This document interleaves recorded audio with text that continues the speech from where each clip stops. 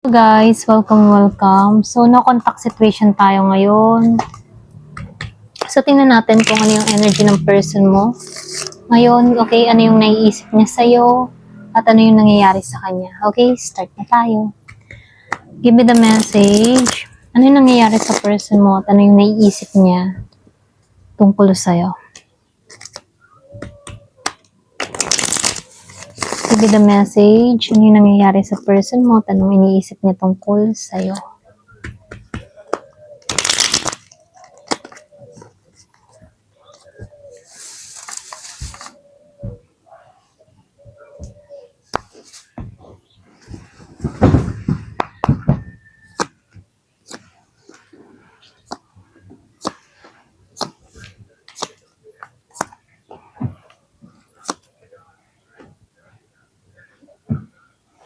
So, meron akong nakikitang Gemini, Libra, and Aquarius. Meron ditong Virgo, Taurus, Capricorn, Aries, Leo, Sagittarius, Scorpio, Cancer, and Pisces. So, malakas ditong Earth sign, Virgo, Capricorn, Taurus. Okay? Ayan, start na tayo. So, dito, lumalabas dito sa Three of Swords. Yung iba sa inyo, ikaw yung tipo na nauugnay sa sakit at katotohanan sa isip niya. Ganon. So, lumalabas dito, hindi dahil masama ka, kundi dahil may nasabi o nangyari na tumama sa puso niya. Okay? So, ikaw yung naging salamin ng sakit na ayaw niyang harapin. So, nakikitaan ko dito, iniisip ka niya bilang isang taong mahalaga pero masakit alalahanin. Ganon kanya tingnan, masakit kang alalahanin. Okay? Pwede itong tao na to, para bang yung ginawa niya sa'yo, nag-reflect sa kanya. Okay? So, dito, sa Queen of Pentacles reverse, meron tong pakaramdam na ikaw yung laging nagbibigay. Yung iba, ha? So, nakikita ko dito, ikaw yung laging nagbibigay, pero napapagod ka na or naubos ka, hindi ka naalagaan, ganon.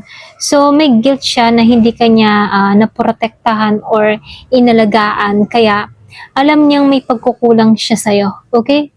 So, nakikitaan ko rin dito sa King of Wands reverse, iniisip ka ng tao na to, kumbaga conflicted yung ego niya, may bahagi sa kanya na gustong bumalik, pero takot na mawala ng control.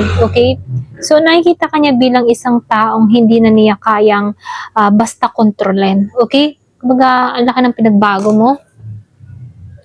So, dito, sa Seven of Swords reverse, hindi ka niya iniisip ng may pag-alinlangan dito, ha? Sa totoo lang, gusto na niyang maging tapat. Alam mo yun, nakikita ko dito na gusto niya nang umamin. Ikaw yung taong gusto niyang sabihan ng katotohanan kahit mahirap. Okay? So, dito, nakikita ko rin dito sa Six of Pentacles of Right. Iniisip ka niya bilang fair at balance, alam ng tao na to na mas marami kang ibinigay kaysa sa kanya. Okay? May deserve siyang itama yung imbalance, may utang na loob energy dito, lalo-lalo na sa'yo. Okay? Utang energy sa'yo. Okay?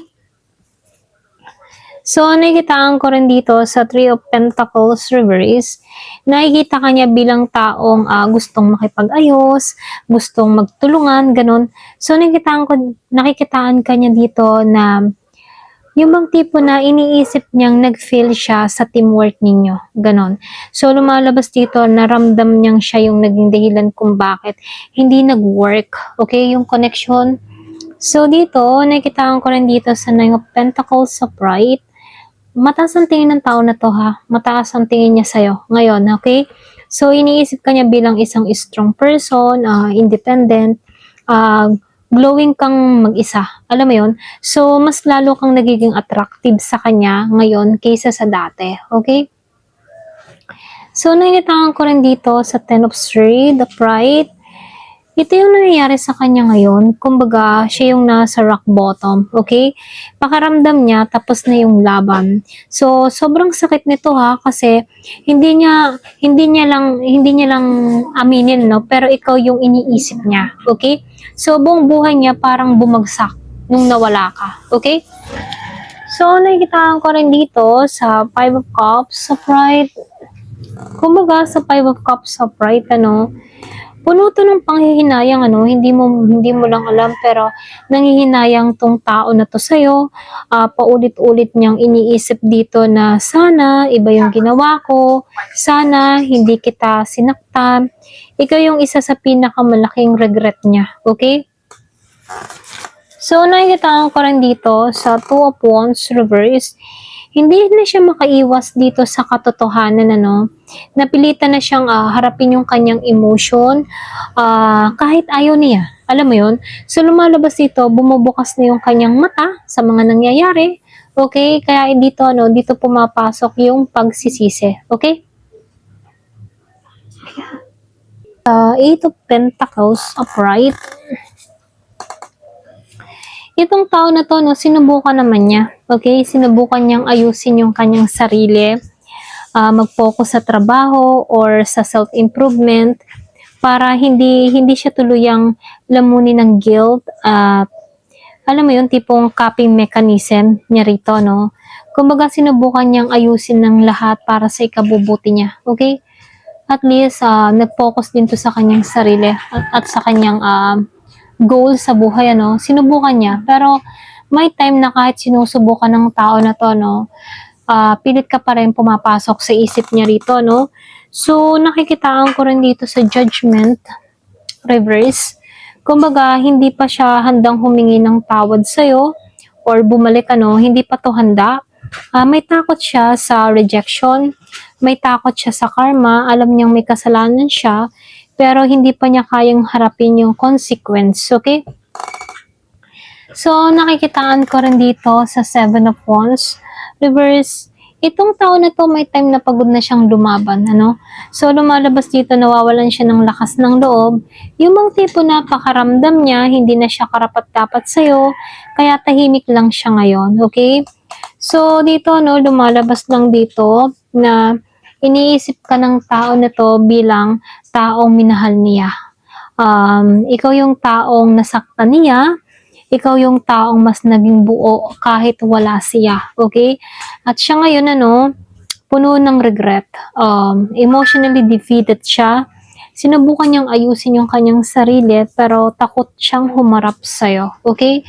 So, lumalabas dito na hindi kanya kinalimutan dito, pero hindi niya rin kayang bumalik, alam mo yun? So, ito yung taong ngayon, hindi niya alam kung ano yung gagawin, Ito yung taon ngayon na hindi alam kung mahal ka pa ba, mahal mo pa ba siya, ganon, okay? Hindi niya alam kung meron ka pa bang nararamdaman sa kanya. So, nakikitaan ko dito, pinanghihinaan tong ng loob na tumungo sa'yo.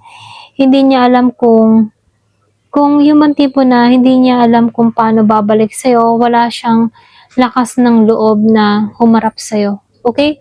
Ito lang yung nakikita ko. Ayan. Thank you for watching. Love and peace.